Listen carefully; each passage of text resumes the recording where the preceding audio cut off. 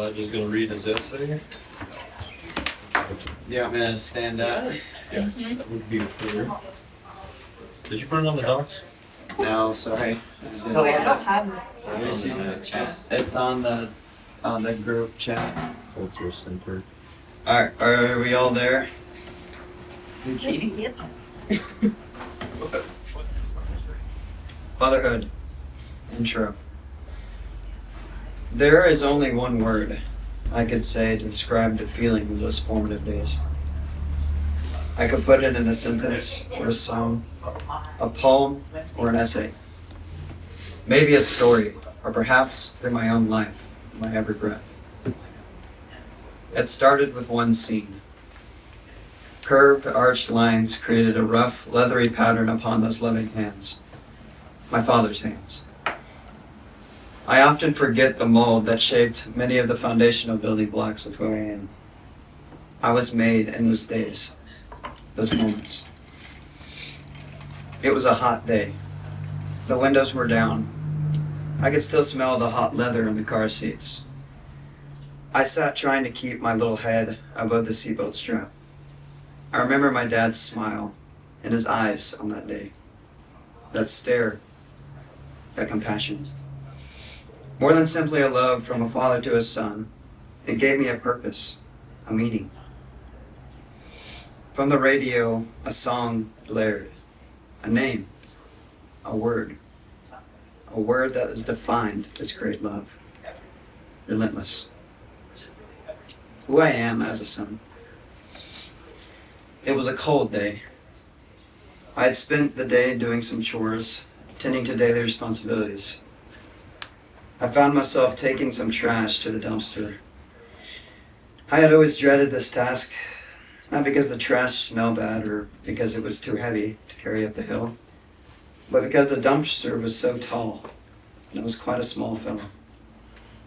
I struggled there to open the lid. I finally mustered enough strength to throw it open. I threw a fit, kicking the dumpster and expressing how much I hated being the way I was. Behind me stood my father, not angered, but calm as he took in the scene before him. He walked over not to scold me for losing my temper. He told me a story about a little boy who was always frustrated about how small he was and how this boy was just like me. This boy was himself. He had only one reason in telling me this story. Not to shame me, not to even calm me down. It was to bring me closer to him, to bring me to his level. From this point after, I wasn't just a boy in this world. In my inner self, there was a recognition of who I was. A son. The desire of a good son is to be like his father. And the motive of a good father is to lead him there. And in this instance, he did. I wasn't simply made to feel special or significant. Through this interaction, I then had a new sense of identity. I was like my father, and that was enough for me. In the same way, God, my Father in heaven, has revealed himself. Not merely as someone to love or someone to look up to, but as someone to desire to be like. God so carefully crafted this relationship between a father and a son in such an intentional way. He crafted not only for a fruitful relationship on earth, but for the roots of this heavenly relationship to bear, for the roots of this earthly relationship to bear fruits in heaven. In all things, God desires us to be closer to him, just as the Father desires to be close to the Son. And the Son to him. Who I aspire to be as a father. In my time pondering the future, the thought of being a father is one frequently visited. I too desire that connection, that closeness of heart to one of my own offspring. I often worry that I won't be able to express my love in the right way, that I won't have the discipline not to tip the balance. But in this I'm reminded, I'm a reflection of my upbringing, a product of my father's love and discipline. all from which I believe my Father expressed not only with an earthly love, but a godly love. Therefore, I have the tools, I have the ability, yet I lack the patience. I lack the capacity to raise up a life. In this season, I am beginning to put together the pieces, shaped slices to an ever-nearing end of a life lived under the roof of my Father. This house, my Father's house, is not only one that has kept me warm, protected, provided for, but one that has through the love of a good Father's hands been built within me and established not with an earthly intent, but with a heavenly appointment. With this courage, I will continue to walk without the fear of man. I will continue to seek to be shaped not by the will of man, but by the will of one who cannot fail. I see it sometimes. Little hands, pure, undirtied by the curse of sin. They reach out. The sun rises, shining, beaming through them. I too reach for the little hands, but I can't reach them. Glimpses of a story foretold, yet to be written.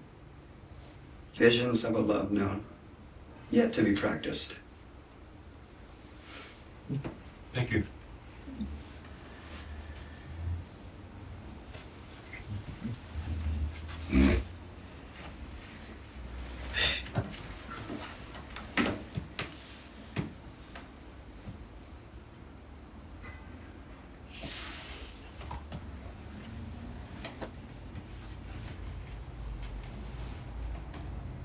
Sure, I can speak for everyone in saying that it's a very, very beautiful and touching essay, and one that you even read very well. You really expressed the heart of it. One out of many things that stands out to me is the completeness of your essay, and it exceeded my expectations for the assignment, because it, as like one heart expression, it carried everything that I wanted the essay to have. Even when I had introduced the requirements for the assignment, I kind of did it like include this and this and this, and that is what, and not to do too much comparison, but that is what most people did, is they kind of offered various perspectives at various part of the essay, but you didn't do like this part by part expression. It was all one. It was all one very heartfelt message that you gave. So, and that's the completeness that I would always see as a very fine piece of writing. I do want other people to share, hopefully more along the lines of what impressed them, what touched them in the essay. Because what I mentioned just now is not even necessarily the most meaningful part about it. Much more.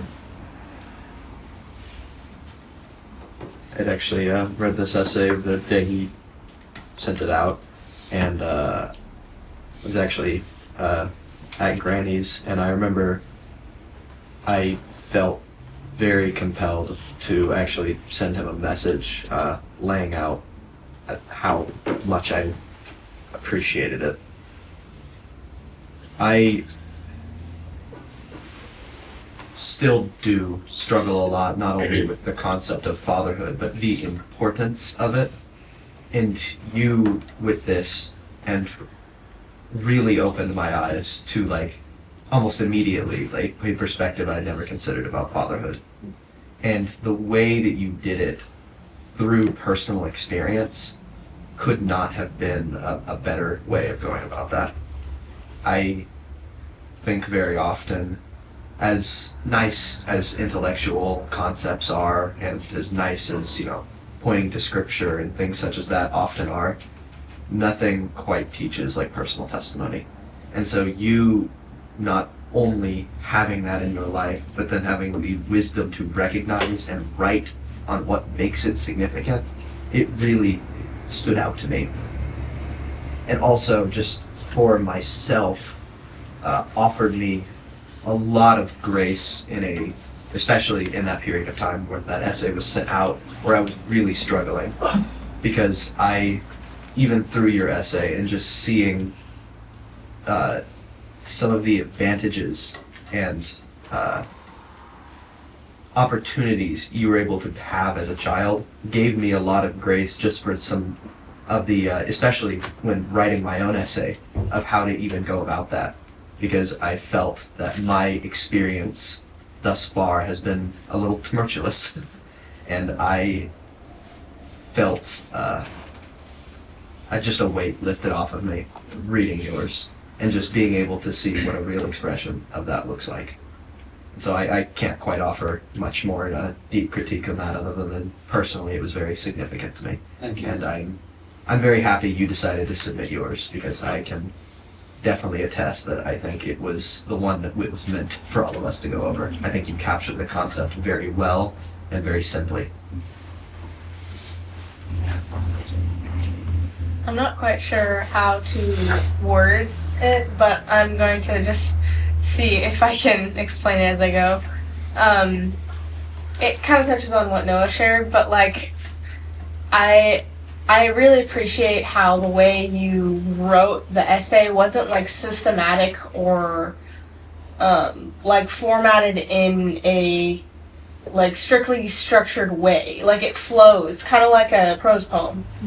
And I really appreciate that. Like it feels more alive, and this also ties into what Jaden was saying, like the personal experience and the sincerity in it, like really makes it intriguing and more like life-giving. So yeah, it's pretty much just what other people have been saying, but it's, yeah, I want to write essays more like that. Love that I inspired some good things. That was the goal, was not to just kind of have my own writing piece, but I was hoping that the message I wanted to get across was more than just about myself and my own experience. But it seems that I was able to do that, so thank you. I think you guys all should take an essay like this as an example and inspiration for your own writing.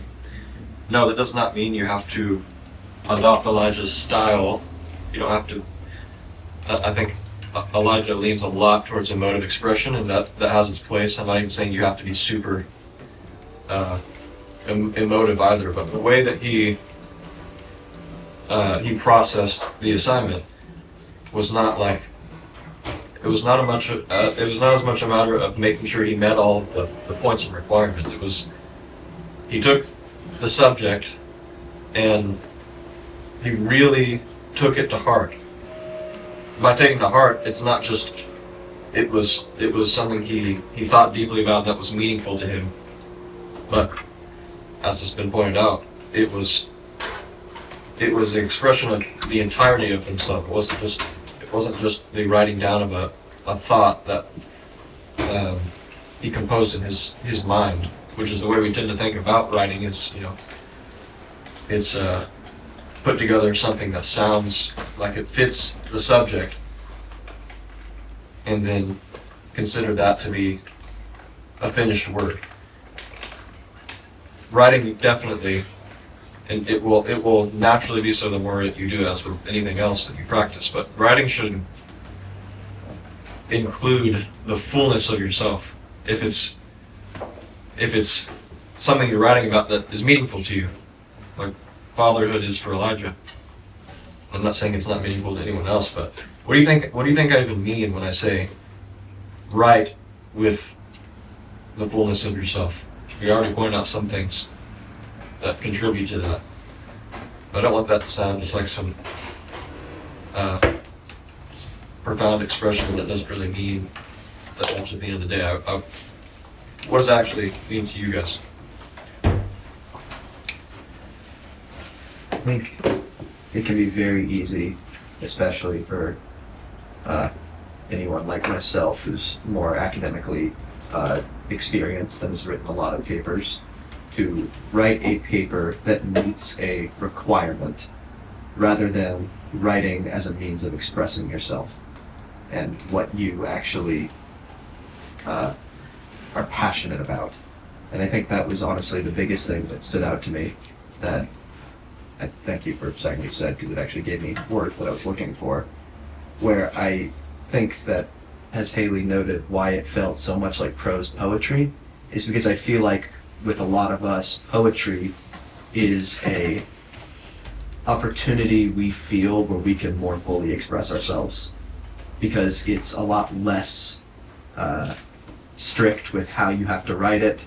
There's not necessarily a word count, and you get to focus more on putting you into the page. Whereas with essays, and I know this is the case for myself, there is still very much an academical habit I have where I try to consider the topic with an essay as, how do I write on this topic? And not, how do I, there is a different way of going about writing that I think you were able to do here that I really want to try and grasp for myself. And that I think is a great benefit for all of us to learn on. Anybody who finds themselves struggling with essays versus poetry, because I don't feel like there's meant to be that much of a disconnect. Obviously the format is different, but I think your writing here served as a bit of a bridge for showing a different way that all of our writings can look in that sense. Of not this academic consideration of a topic, but another form of expression. The way I thought about writing this essay, I've thought it out for a while, and that's why, and unfortunately it took me a lot longer than it should have to write it, but I really just thought about it as there were no making points in my head. There were no points I wanted to make. I just wanted to talk about my life, and I wanted to talk about my heart life. Right, there's a more open way of doing it, and for like more formal based stuff, you can't really do that a lot of the time. I mean, maybe it may still work out, but obviously that's not what we're doing.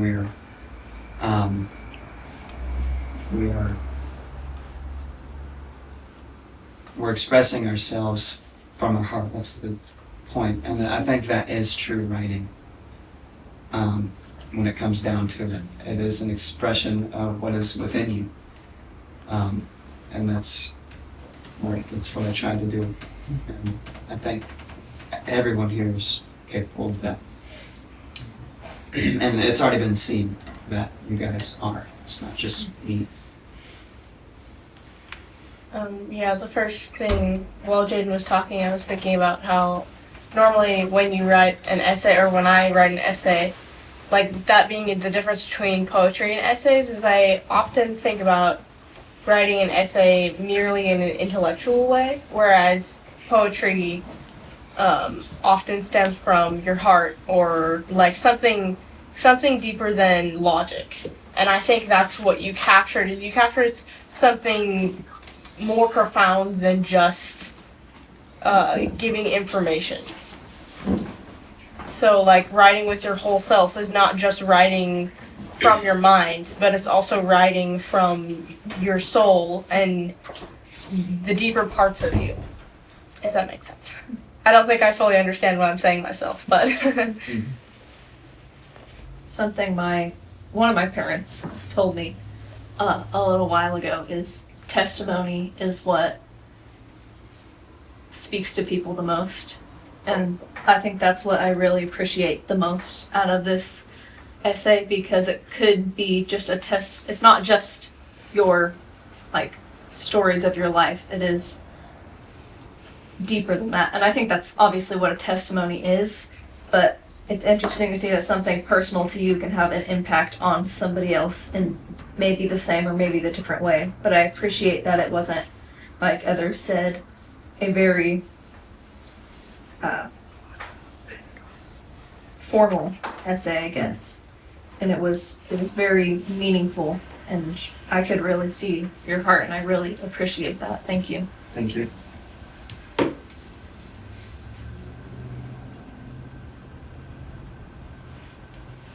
Yeah, I think fortunately very few of you struggle with over intellectualizing your writings. So,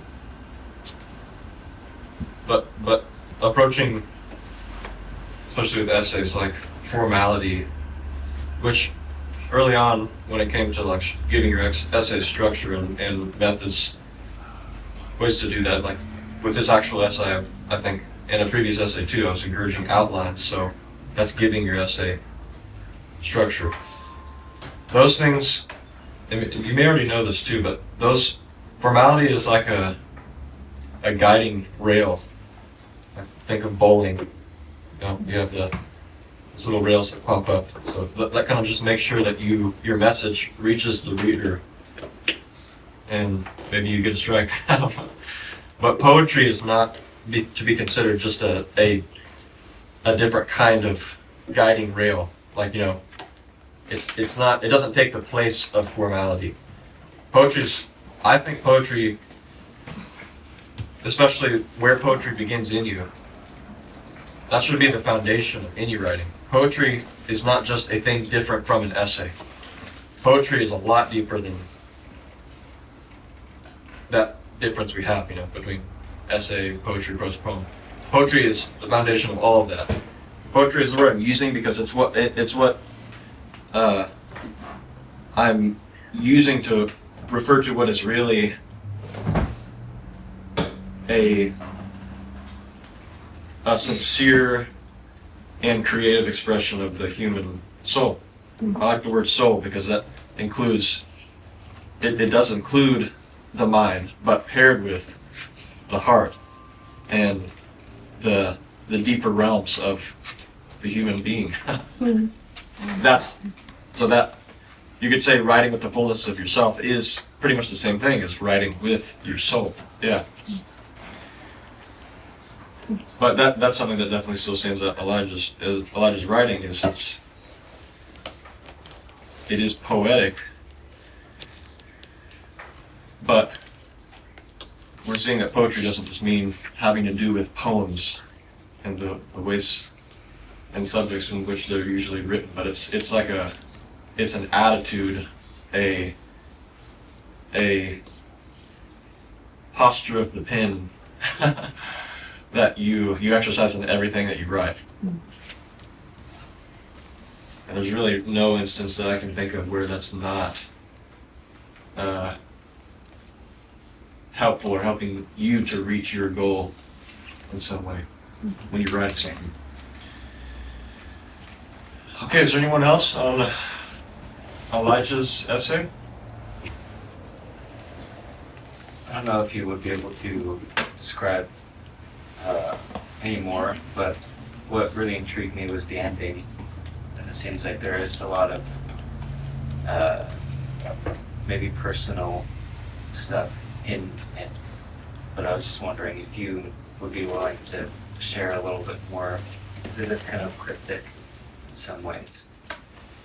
Maybe, but I think it really captures the heart of even what your father has showed you and your experience with the Father in ways.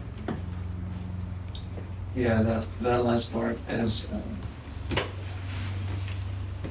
something that I have seen many times, and I don't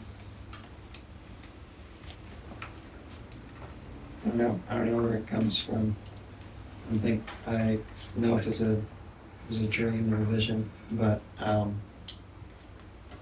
it's just an imagery of reaching for, in the dream I see it as my son. Reaching for his hand when it's always at the point of reaching, it's never been beyond that. And I say, glimpses of a story foretold, yet to be written. It's something that has been destined, but it hasn't come to fulfillment yet. And visions of a love known, yet to be practiced, is I know this love. I experience this love. This love has been given to me, but I have not practiced it yet. I haven't lived out that ability in that way that I have learned, that I have been taught. Yet. Not as something I don't think I will. It's something that in its time will come to be.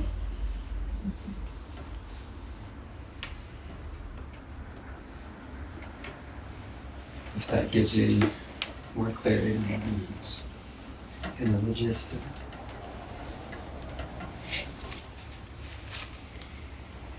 That was the thing that stood out to me. Yours, there was the humility of it,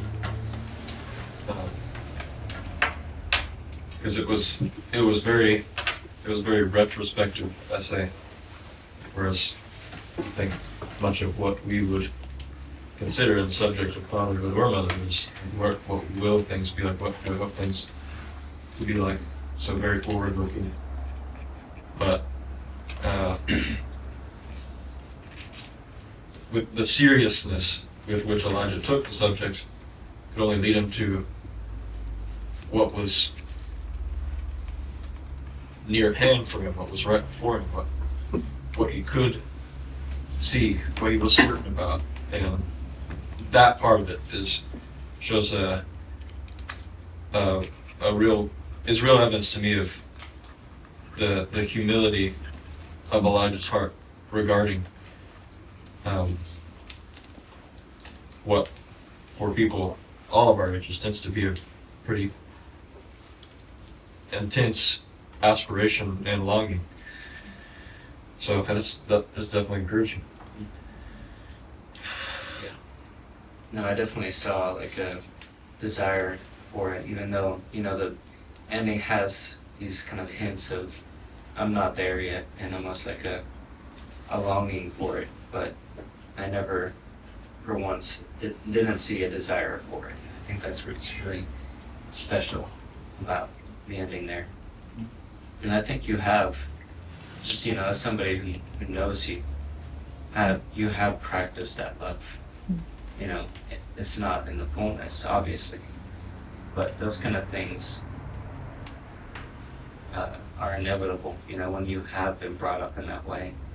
It is the way that you love. Maybe not in the example of, your own son, but yeah, I have seen. Amen. Thank you for your thoughts. Thank you very much. Okay, I wanted to ask how your reading is going. Good. I'm guessing you are all pacing yourselves, and you read the first part, or have you guys read all of it?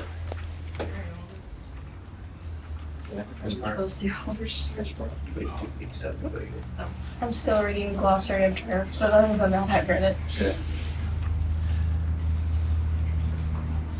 I want to hear. I am going to ask specifically that some of the members of the other first class, so those who are not part of the Analects, to offer some initial thoughts.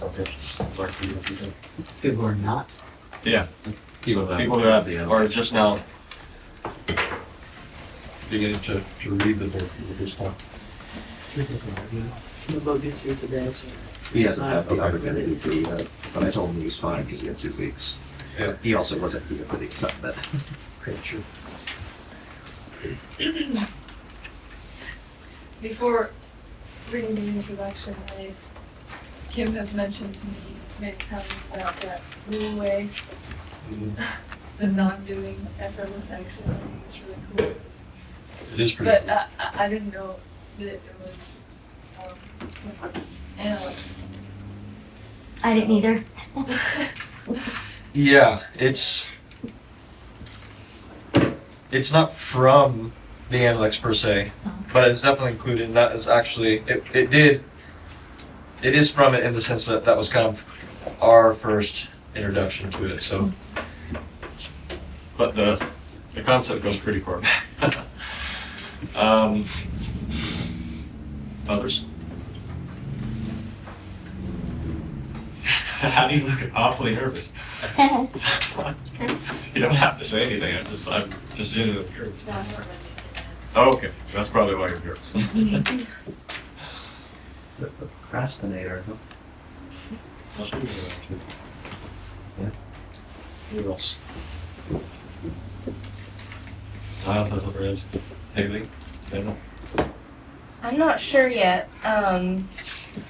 I want to be careful about the way that I'm approaching it and thinking about it. So I want to learn how to see what my thoughts are on it. Oftentimes, I think I'm still learning how to really see my actual thoughts on things. So I think that starting to make my own commentary on the points is going to help me with that. But I can't really. I'm still learning how to be introspective of my thoughts on it. I'm very encouraged to hear about your caution about it. That's good. Hannah? Never really. Okay. Sorry. That's all right. So, I am going to be more and more blunt and frank with you guys.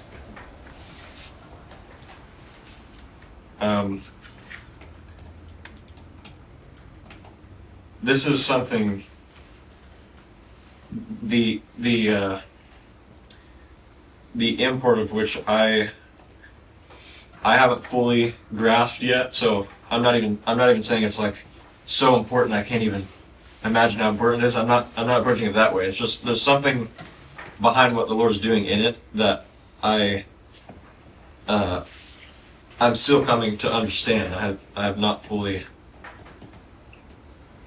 seen, and I don't think I'm supposed to even see what the Lord has in store for this.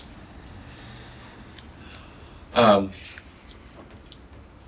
I want to make one thing clear about where we are at currently with this. First, this is something that you can miss, what we're going to be going through together. So there's a warning in this, okay? It's not a miss as in you're done for if you miss it, you're in trouble kind of thing, but it's a miss as in this will pass, this can very, very easily pass over you without you having realized that it ever was there. And yes, I'm being very ambiguous when I am saying this, because I'm referring to whatever the Lord is doing that I myself can't even perceive clearly. I am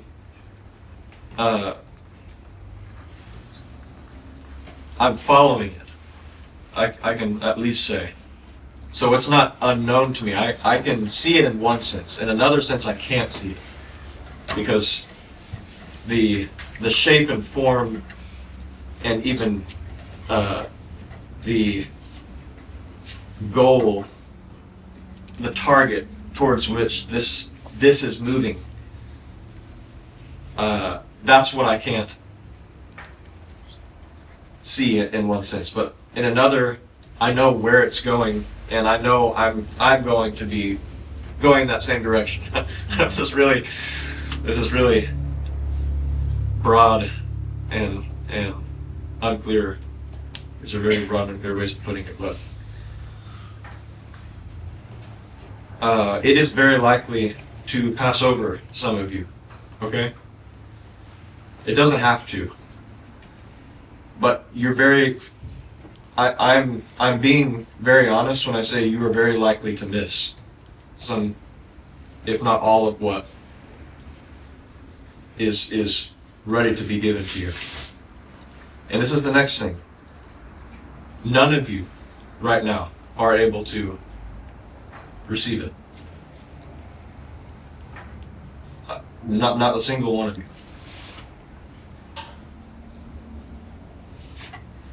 So that's the other warning. There's still something that needs to shift in you. There's still something that needs to be unveiled in your heart and in your mind.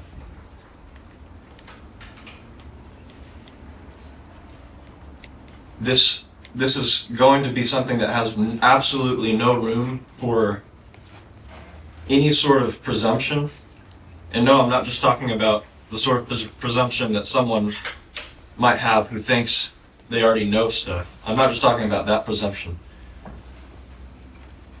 But even the presumption that you absolutely have to face as someone who's familiar with this place, this time, these people, and myself.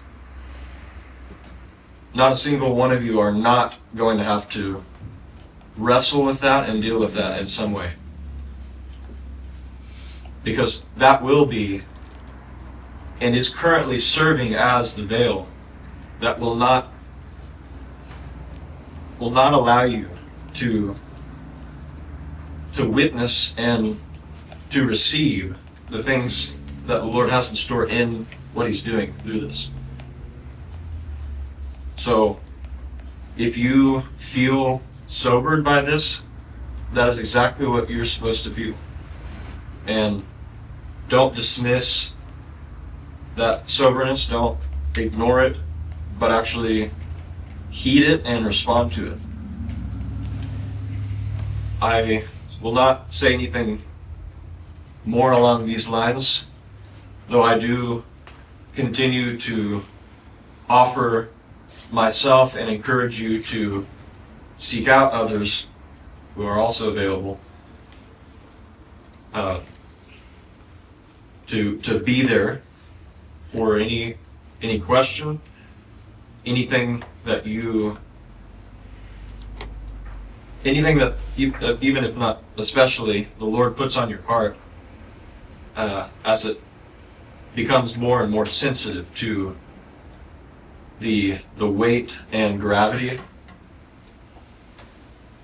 carried by, and that's in this new thing that the Lord is allowing us to enter into. This is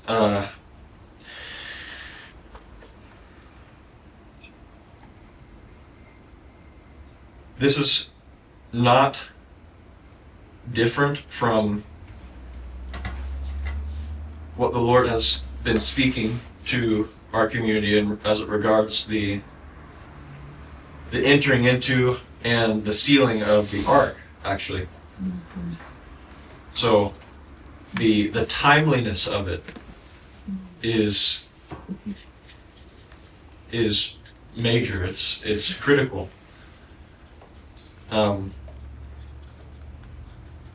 As you guys know, there are times where the Lord will, we call them kairos moments. There are times where the Lord will open up something that can be passed into for a period of time, but which eventually will be shut off again. It will close up. The opportunity can be missed, is what I'm saying. And this is one of those times.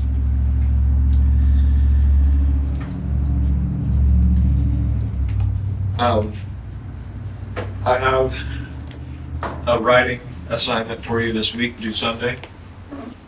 No, before you move on from that, Go ahead. I just want to come in full agreement with what Noah was saying in terms of the importance of this to us as a people.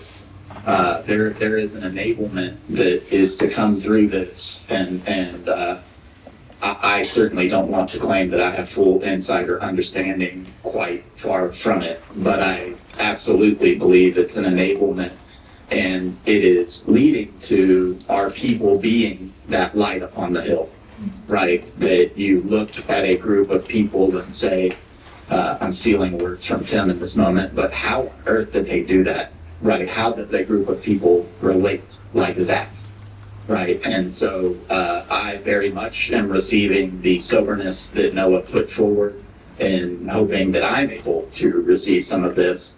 Not that I'm anything important, but I have blocked off my calendar for this time spot every Tuesday because I believe of the importance of it for our people. And so, anyway, just wanted to come in agreement, Noah, and pass that along. Thank you, brother.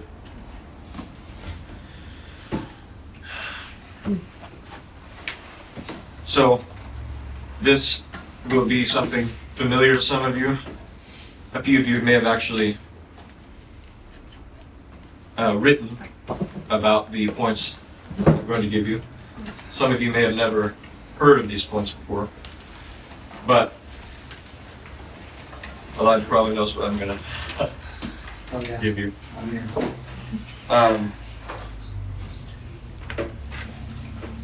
This serves as like the foundation for a student's heart. Okay. So these will be 3 points to meditate on, and I want you to spend some time on each and write on each. There's not going to be a word requirement in this.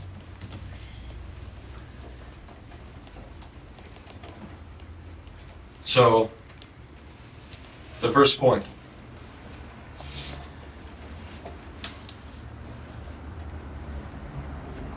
The first point is when you are learning.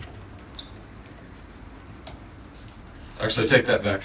I'm going to start with a better version of the first point.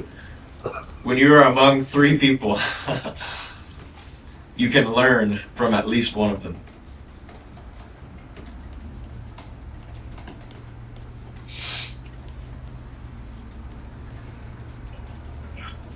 The next point.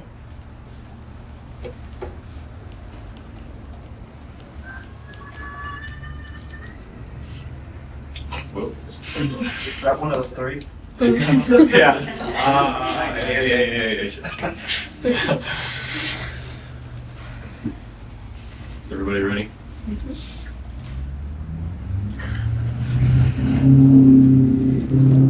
When you are learning 3 things, you can learn one great thing out of all of them. That's not how I remember it. Second one. How do you remember it? I remember it as when you were learning one thing, you can learn multiple things. Yeah, you can write it that way too. It sounds like the complete opposite, but you'll find that they actually mean Probably the same thing. pretty much the same thing. I can't put that together. Can you ever say that? So we can write it as when you're learning one thing, you can learn 3 things. And why don't you also add? I mean, I like to use the imagery of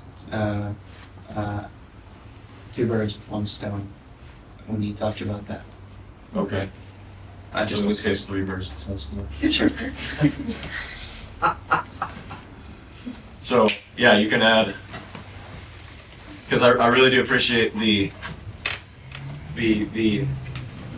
Paradox? yeah, but it is kind of a paradox, but you'll find that it doesn't just there aren't 2 points that disagree with each other. They actually both reach the same thing, which is that second part being when you're learning 3 things, you can learn one great thing. And then the final one, if everybody's ready. When you learn, learn from the best.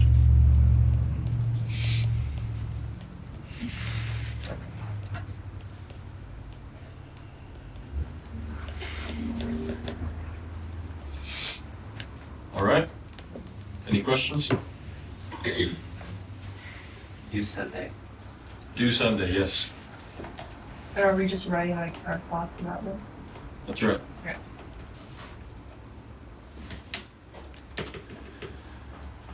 It can be in whatever writing platform you want it to be, so email, text, doc, whichever. That is it. Thank you. Thank you.